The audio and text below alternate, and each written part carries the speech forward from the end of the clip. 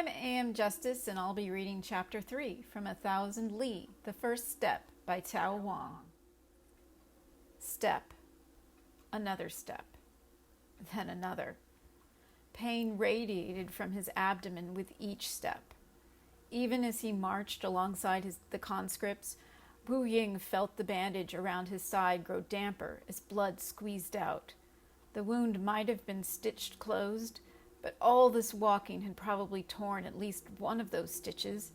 Sun An, the boyish-looking healer, had done his best to stitch everything together, but the wound had been deep. "Drink," Fa Hui said, offering Wu Ying a water skin. Wu Ying took the water skin without protest, popped open the cap, and took a mouthful of the foul-tasting drink. Sun An had woken early to boil the herbs for this drink, a tonic that was meant to help with the pain and reduce the chance of inflammation. Of course, Sun An had grumbled about the lack of proper medical supplies while doing so. "Thank you," Wu Ying said, returning the water skin. "Can you last? The next village can't be that far," Fa Hui said, softly as the group continued their walk. Other than xianxia swinging by an hour ago to kindly inquire about Wu Ying's status, not even the sergeant had paid attention to Wu Ying. It seemed that Wu Ying either had to march or, well, the other options were unthinkable. The army was not known for their kind and understanding ways, after all. "Can you?" Wu Ying said. Fa Hui had taken his gear in the morning, an act Wu Ying had not protested. It was the least his friend could do, quite literally. This is nothing," Fa Hui said, hefting the pair of bags with a smile. "This is so much easier than working the fields. I can even stand upright." Wu Ying chuckled and regretted it, stumbling slightly. The sergeant was immediately at their sides, yelling at the pair until they caught the tempo of the march again. Once again, no mention was made of Wu Ying's obvious injury. "Don't make me laugh," Wu Ying said once they were clear to talk once more. He had to admit, though, that Fa Hui had a point. Spring meant being on their hands and knees all day long, planting the rice stalks in the water-clogged fields. Marching was, for all intents and purposes, easy compared to that. "Just a little longer, then we'll be at the next village," Fa Hui reiterated. Wu Ying grunted, looking at the sky and fast-looming clouds. Rain. Of course it would rain. Bending his head, Wu Ying focused on putting one foot in front of the other, riding the waves of pain with each step. "Eat," Fa Hui pushed a warm bowl of porridge toward Wu Ying later that evening. Wu Ying looked up, smiling wanly at his friend and taking the bowl before a spasm almost made him drop it. Small tarps were strung up between the trees, helping to keep the rain off, but that did little to stop his body from shivering from his damp clothing. "Damn it," Wu Ying cursed. He had marched through the rain, soaked like everyone else, and now his body was shivering from the cold and lost blood. "Wu Ying," Fa Hui said worriedly, helping Wu Ying hold the bowl. "Are you okay?" "Fine, just pain," Wu Ying said. Fa Hui frowned, but Wu Ying turned back to his food, head down as he slowly spooned the porridge into his mouth. The rice was cold now, tasteless in his mouth. The army was stingy with their rations, barely giving them enough meat to even flavor the porridge. "Time to change your bandages," Sun An ordered Wu Ying when he had finally finished his meal. Moving gingerly, Wu Ying placed the bowl aside and raised his arms up to allow Sun An to unwrap the bandages around his body. Sun An frowned, noting the blood and torn stitches, as well as the newly reddened, inflamed flesh. "You have been drinking the herbs?" "Yes," Fa Hui replied for Wu Ying, concern in his eyes. "Will he be okay?" "It's inflamed, possibly infected," Sun An said, running his fingers along the wound, his fingers displacing dried blood. I can't stitch it again, not with him moving so much, and I doubt it would do any good. I'll put a salve on it, try to reduce the inflammation a bit, but he should be resting, not marching. I'm right here, Wu Ying said, glaring at the pair. Sun An smiled, waving an apology as he moved away to start on the salve. Fa Hui sat next to Wu Ying, a clean bowl of water and a new bandage in hand. I can do that. I can do it, Wu Ying said, taking the bandage and working on the edges. When he saw the hurt look in his friend's face, he added, You don't have a gentle touch. I do. That's not what Jia Jin said, he said. Wu Ying added. That, Fa Hui looked offended for a moment, and before he chuckled wryly. She was my first kiss. Well, practice more. Like Mu'er on his sister? Another day, another forced march. At least it wasn't raining, although the muddy roads were a pain to march in. But at the end of the day, rather than a simple clearing, the group finally caught up with the main body of the army. Too tired, cold, and achy to pay much attention, Wu Ying marched alongside his squad as they moved along the edges of the army encampment. Even so, he could not help but notice how ordered the lamps, tents, and cooking fires were. Every single tent looked the same, with only the addition of banners hung at the edges of each cooking fire indicating the different squads. There were few men in the camp itself, though in the distance Wu Ying heard the tramp of booted feet. The next hours passed in a blur as their lieutenant reported in and the conscripts were broken into various squads they would be added to. Once that was done, the newly formed squads were marched toward the nearest quartermaster to receive their gear. What is this? The quartermaster stopped the man in charge of handing Wu Ying his clothing as he eyed the new conscript. His gaze swept down Wu Ying's hunched figure, lips compressing. Sir? Wu Ying asked, blinking blearily as sweat dripped into one of his eyes. Are you ill? A little, Wu Ying admitted. Idiot! The quartermaster snarled and glared at the sergeant and lieutenant. How dare you bring someone ill into camp?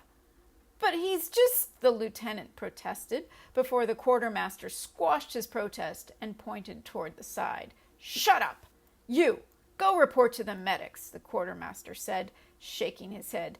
Sending sick people to us. What useless garbage! As Wu Ying stumbled away, he saw the vicious glares sent to him by the lieutenant and the sergeant. But with his feet feeling like lead itself, Wu Ying could only focus on moving in the direction he had been sent.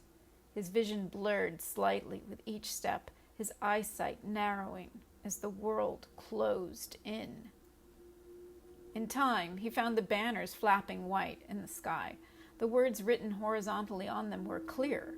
Medical Center. Sir, can we help you? I was sent here, Wu Ying said.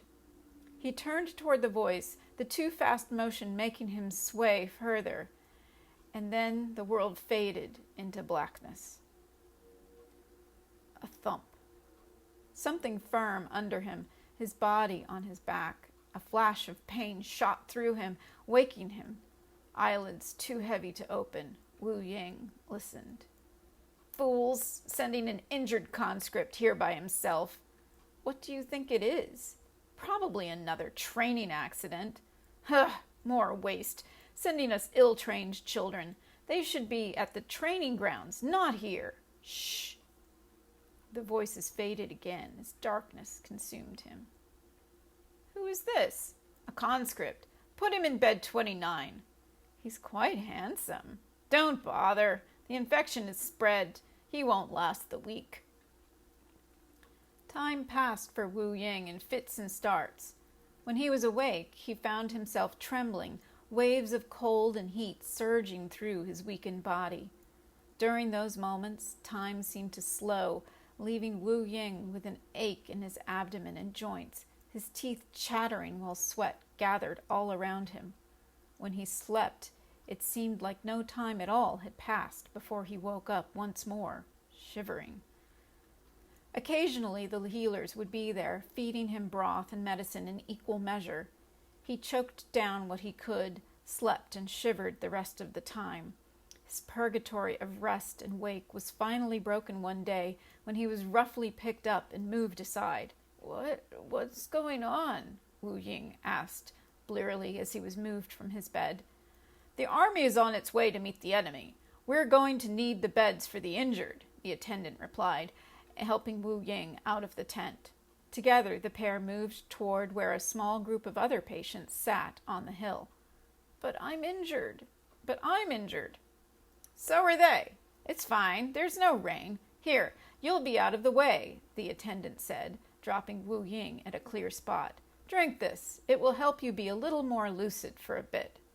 Wu Ying took the medicine and felt a rush of energy enter his body. For a moment, he wondered why they had not fed this to him before. Perhaps because such medicine was only temporary, good until it stopped working. By the time Wu Ying looked up to ask, the attendant was gone. Seated on the ground, Wu Ying looked around slowly, blinking in the sunlight. He forced himself to focus, turning his head from side to side. From their viewpoint, near where the logistic arm of the army was, Wu Ying could see little about the imminent battle. With effort, he moved his body to angle to the side, getting the best view he could of the clear fields. Better than staring at the various men moving around. Few others near him bothered to do so, most too injured or unconscious. Even that little movement made Wu Ying pant, and he found himself curled up slightly. Grimacing, Wu Ying shook his head and returned to waiting. Hours passed, an attendant coming out to provide the various patients a bowl of porridge and their herbal medicine before scurrying away. Occasionally a patrol would swing by, but they grew more infrequent as the day lengthened. In time, the cries and sobs, the panting curses and screams of men in pain reached the patients as the wounded streamed in. Wu Ying winced, tilting his head upward, but could see nothing beyond the sides of the tent. Behind the imposing black of the military tent, soldiers wailed, bled, and died, but the black facade gave no hint of the men's struggle. Turning away, Wu Ying returned to his drifting attention to the hills that spread out before the main encampment. He turned toward them to tune out the screams behind him, to remind him of the peace that had existed in nature, of the way the wind blew, the birds flew, and the sun glinted off the spearheads. Spearheads? Wu Ying sat up a bit more, clutching his side as it pained him again. Squinting, he stared at the same spot he had first seen the anomaly. At first, nothing. Then a glint. Spears. When he looked around, he saw that none of his fellow patients had seen anything. He frowned, waving at the nearest patient and pointing. "Spears! The enemy!" The patient could only squint at him, his long hair tousled behind him.